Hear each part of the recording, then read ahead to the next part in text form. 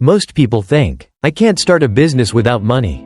But in reality, most successful people began with nothing except an idea, a spark of ambition, and the belief that they could make something happen. The world doesn't lack money. What's rare are the people who stop, look within, and realize that real capital isn't in your wallet.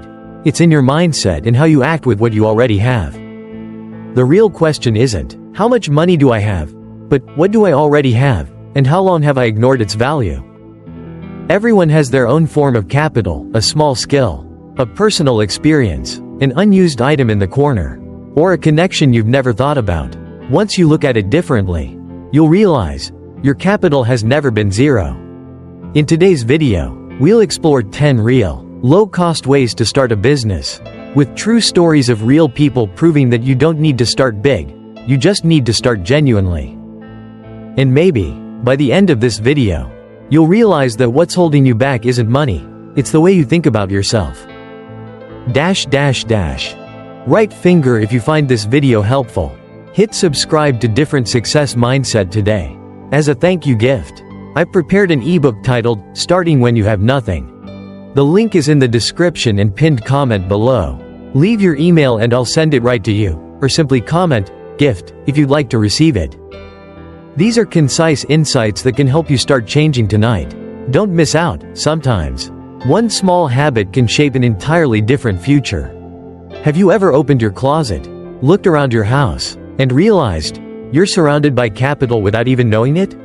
Ms. Yen, an ordinary woman from Tan Fu District, once thought she couldn't start any business because she had no money.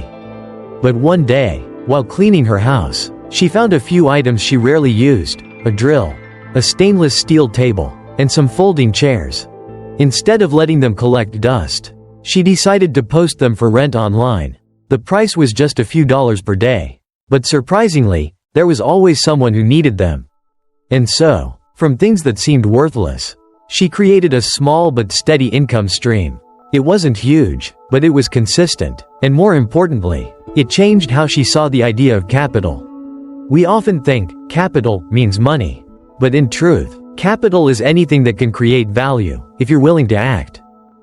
Some people have skills, some have connections, some have tools, and some simply have time. But most of us let those things sit idle, because we never saw them as assets.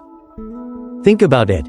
That old sewing machine, that unused Bluetooth speaker, or those books you've already finished, all of them can become startup capital.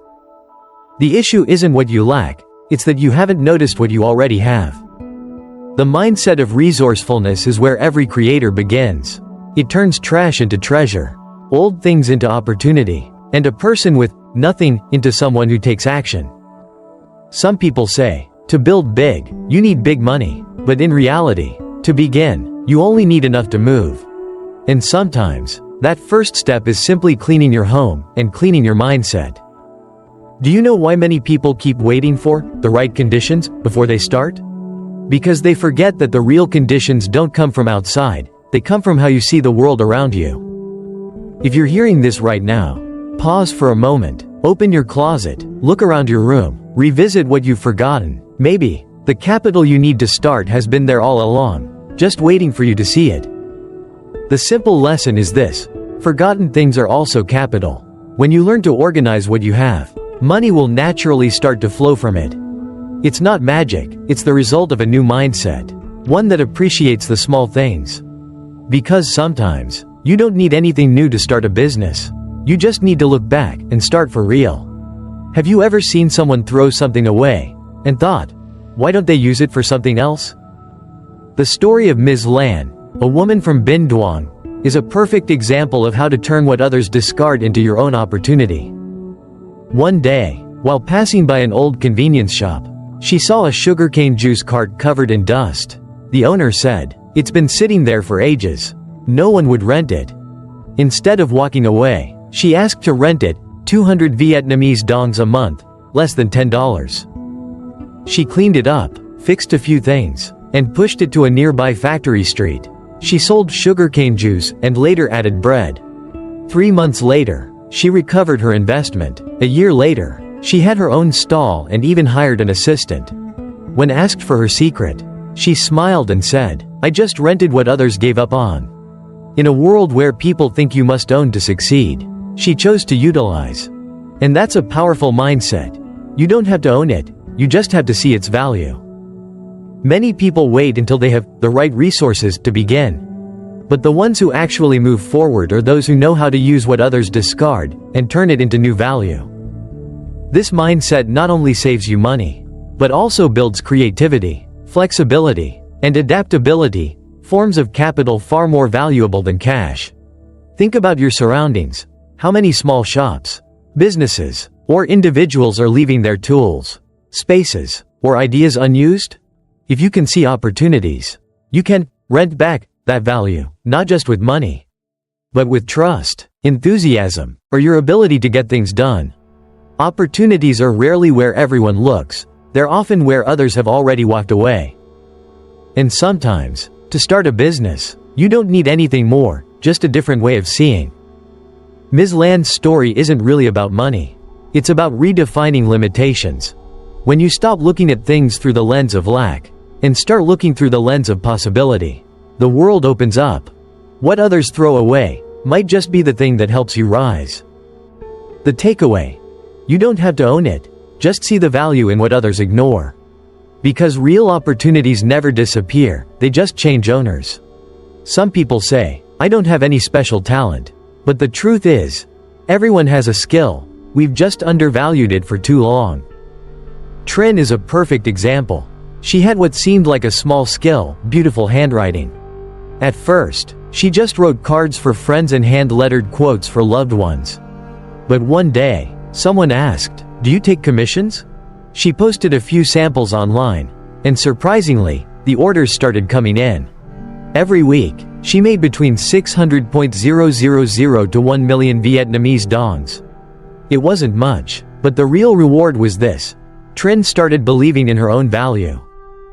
She realized that a small skill, when done consistently and sincerely, can become a solid path to entrepreneurship. In this era, you don't have to be the best to begin. You just need to be the most consistent and authentic. Every skill is a seed. If you plant it daily through small actions, and nurture it with persistence, it will eventually grow. The problem is, most people don't lack skills, they lack belief that their skills have value. Beautiful handwriting, good cooking, tidy organizing, sincere conversation, making people laugh, all of these are skills. When you use that skill to create value for others, it becomes true startup capital. The world doesn't need more perfect people. The world needs those who do things genuinely and consistently. A small skill, repeated 100 times, becomes a profession. When done with heart, it becomes a brand. You may not have money, connections, or a good starting point, but if you have a skill, any skill, start from there. Stay consistent, even if it's just one small step each day, because consistency is the secret behind all difference. When you're consistent, you become reliable. When you're genuine, you become unique. And when those two meet, reliability and uniqueness, you've already built the foundation of something real. The takeaway: small skill plus consistency equals real entrepreneurship. Not everyone needs money to start, but everyone who starts for real must act for real. There's a quiet rule in life: the fewer people want to do something, the greater the opportunity there. A final year college student, understood this earlier than most. While her friends were busy looking for proper jobs, she chose something unusual, offering a refrigerator cleaning service. It might sound odd, but other people's discomfort became her opportunity. She charged 50 Vietnamese dongs per session, a small job, one no one thought about. But she did it carefully, cleaned every shelf, organized every jar, removed every expired item. The result? 10 jobs per week, enough to cover her living expenses, and more importantly, she learned the power of doing what others avoid. In today's world, everyone wants easy jobs, high pay, and classy environments, but in reality, the jobs people avoid are where competition is lowest. Others avoid, you approach; others complain, you solve, and right there, you become rare. Many opportunities aren't hidden in big ideas, but in the kindness shown in small tasks. Cleaning fridges, tidying homes, washing yards, taking care of plants, Picking up kids, they sound ordinary. But when done sincerely, you're giving trust. And trust is the most valuable currency in any business. Someone asked Ha, "Don't you feel embarrassed doing that?" She smiled and said, "I'd feel more embarrassed doing nothing and complaining." Sometimes, the thing that embarrasses you is the door to a new life. Doing what others avoid isn't about proving anything, it's about challenging yourself. Because when you dare to do the hard things, you become stronger. When you face discomfort, you learn humility and endurance, and that builds true value. No one competes where no one wants to go. And sometimes, that's exactly where you should start. The takeaway: do what others avoid. If you do it sincerely, you'll become rare, and rare always has value. In business, everyone dreams of finding a big opportunity. But in truth, big opportunities often disguise themselves as small needs. The story of Ms. Diem, a stay-at-home mom, is the perfect proof. After giving birth, she quit her office job to take care of her baby full-time. One day, a neighbor asked her to babysit for an afternoon. Then another. She realized that many parents in her apartment complex had the same problem. They didn't need a daycare. Just flexible childcare for a few hours. So she started a small, flexible babysitting service right in her home, charging 30.000-40 Vietnamese dongs per hour. A few kids each day. No flashy marketing, no capital investment. Just one mother understanding another mother's worry. A small, ordinary need, when met with care, becomes a genuinely valuable service. We often ignore small needs because we think anyone can do that. But precisely because everyone thinks that way, no one actually does it. And in that empty space, opportunity is born. When you solve a small need, you're touching the most genuine part of people's lives. A service doesn't have to be grand. It just needs to be truly helpful and bring people relief. Sometimes, a glass of water at the right time, a timely reminder, or a small act of kindness can be worth more than 1,000 big strategies. Business isn't always about selling products. Sometimes, it's about solving an emotion. A new mom needs peace of mind. A worker needs to save time. A busy person needs someone who understands them. Every time you address a real worry, you're entering a real market. There's a simple principle: money lives where everyone has a need. But few are willing to meet it.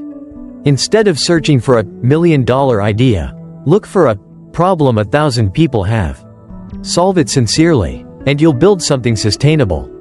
The takeaway: never underestimate small needs. Because sometimes, from those tiny things, you can build an extraordinary life. The journey of low-cost entrepreneurship is only halfway through. Stay tuned for episode 2 to continue this journey.